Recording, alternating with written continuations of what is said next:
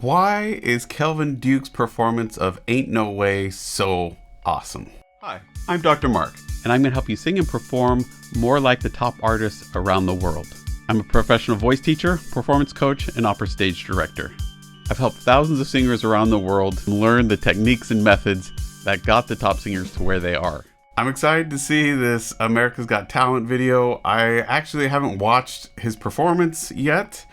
I was just kind of intrigued by watching the very beginning part of the clip when he was talking. We won't look at that today. You can watch it by clicking on the link down below, but it seemed like it would be a really great person to watch. I really enjoy watching some of these younger performers because there's a lot we can learn from them. So let's see what we can learn. Here we go.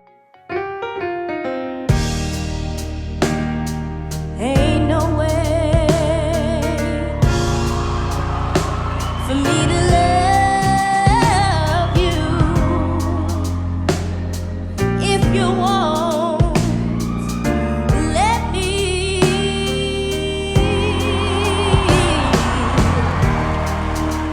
Okay, so right off the bat, there's a few things here that he's just got the basics covered and he's rocking it.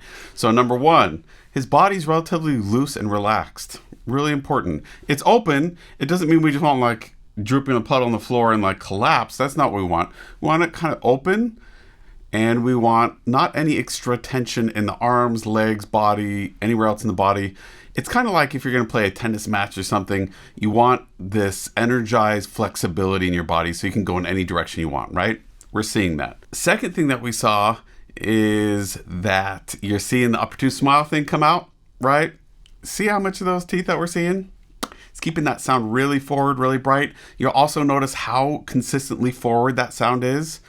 It sounds really buzzy, really kind of whiny, and in the reality, it's a really smooth, consistent, gorgeous sound. I mean, it's just thrilling. It's thrilling to our ears. It taps into a frequency set called the singer's formant. That singer's formant is where babies cry. Our ears are tuned for it. We love to hear it. It's just really exciting to our ears. And he's tapping into it. And he's also got this openness in the back, this 80% of a yawning smile thing, right? So imagine that. Imagine that we're just told a joke and you're yawning, but not all the way yet. You're about 80%. What that would feel like, that's what we're seeing in the back of his mouth there. And from here forward, it's just relaxed, just like he's talking. The tongue's forward and flat. It's staying passive. All really the essential basics that need to be there for a really efficient, easy, great sound. They're right there. Which begs the question, was he taught? And is this something he learned? Is this something he can just do? I don't know. I don't know his story. Only he can answer this. But the reality is there are some people who come into it and discover these basic principles on their own and discover it fast. It's just kind of how they do it. You might be able to argue that they grew up watching singers that did it this way, and so they just did it the same way, or they discovered it on their own by playing around, or they were taught, right? Those are all ways to it. What we want to take away is even the people who were not taught by anybody else, they came to discover this on some way as they were singing it on their own, that it just felt easy or they got a good reaction or something. We want to learn from that so that if we're not one of those people that can just do it easily without thinking and never be taught and it's just naturally how we sing, we know we can do it too. And so that's why we're talking about those things. So if you're looking at the first places to look to try to get better control of your sound, feel more confident in your sound, these areas we just talked about, they're the foundation that you need to start building on. Now, there's a few other elements that we left out of that because I haven't heard enough yet to comment a lot on those. So let's see what else we got. Said ain't no way for me to give you all you need if you let me be.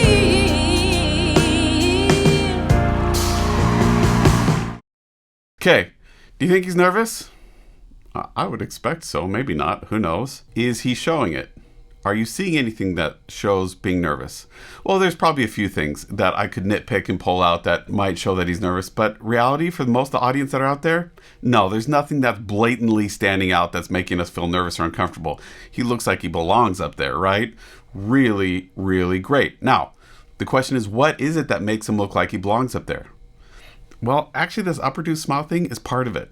It looks like he's enjoying himself up there. Number 2, again, we're not seeing any tension in the body. His body's free to move. He's expressing himself. He's communicating. It feels natural, just like a conversation.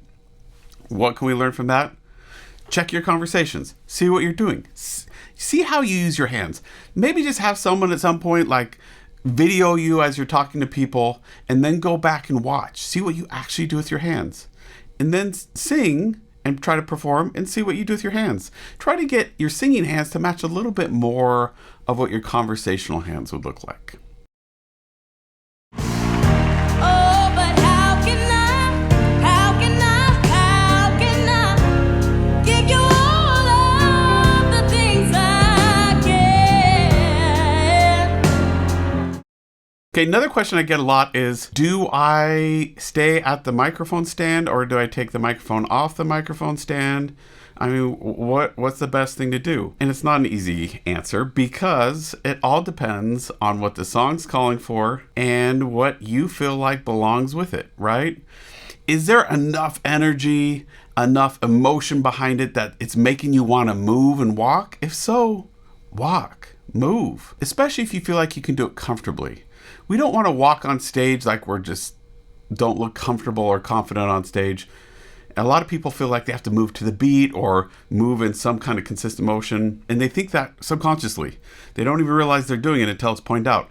What we're looking for on stage is just someone walking like they would be walking down the street, or if they're talking to someone walking closer, walking away, that's what we're looking for with walking. Now, what does it communicate? Well, if we're at this microphone, it communicates a level of formality because it keeps us a little vertical, stiff. Our subconscious as an audience is drawn to this microphone, and it's not really a natural situation, right? It limits your movement a little bit. Now, some people like that because there's a microphone there and they're there, that they don't feel like they have to move all over the place and that they don't start wandering, right? And that's valid. But in this case, he used it to his effect by staying at the microphone. It kind of got it contained.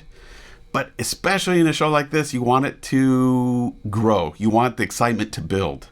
Because if you like throw all the excitement at the beginning and then it just kind of tapers off and it doesn't grow, you don't get the excitement. You don't get the emotional factor, right? So it's got to grow. It's got to build. It's got to become more exciting. It's got to go somewhere. And so starting behind the microphone stand and then taking it off and starting to walk gives us this visual variety and gives us a sense of building. Like we're becoming more intimate, like he's wanting to get closer to us and really talk to us. He's feeling more, right? That's what it's communicating. And so it works really, really effectively for him. That's doubly important because the setting around him stays relatively consistent singer to singer. So you have to differentiate yourself from those other singers and from the set and really draw attention to yourself because you are the core of that storytelling. The set around you is just to look pretty, essentially, right? Now, he's also really smart in choosing what he wore. He wore a red shirt, right? That red's popping out really well against that blue background. It's also tying into the red of the logo. And so he has made it so he belongs visually on that stage and in that world, and that our attention goes straight to him. So really smart choices there as well. It's also really simple. He's not all blinged out. He doesn't have all kinds of crazy, glimmery, shimmery stuff. This is a song that's a little more vulnerable, a little more just got some more meat to it and just real personness to it, right? So if he were to have dressed up in that, it just wouldn't read as genuine and authentic, especially coming from a younger guy. So in this situation, he is making himself stand out, but he's also reading really genuine and authentic, which is exactly what we're wanting, especially from this age group, because it's so rare that we get someone who's able to get up and perform and be so authentic and genuine on stage. And he's doing an amazing job here. So let's see what else we got. You're tired both of my hands. Whoa, it ain't no way for me to love you if you won't let me.